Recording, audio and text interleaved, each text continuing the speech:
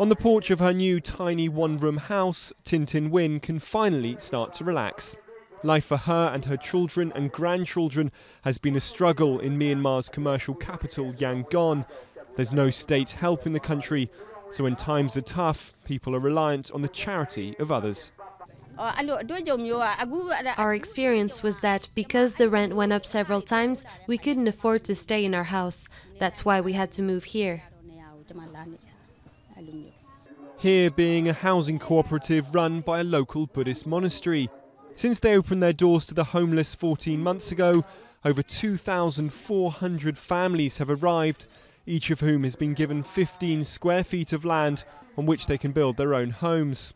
2 years ago, Myint New's husband had a stroke. With no income, the family soon couldn't afford to pay their rent.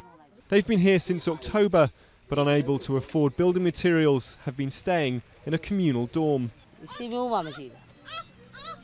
I have no relatives, so I have no one to help me. I only have my mother, who also had no place to stay. I could not rely on her. But the monastery has now run out of space and can no longer house any more families. They're trying to get more funding to buy more land, so those forced from their homes by rising property prices have somewhere to go.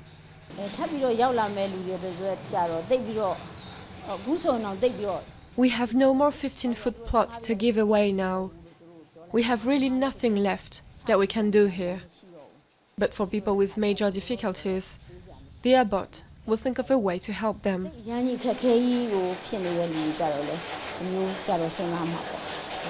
Yangon, the average rent for a small flat has gone up by 25% this year.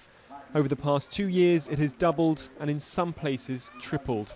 As the country opens up to outside investment after years of being locked away, demand is outstripping supply. And although that's making landlords rich, it's the poorest who are suffering.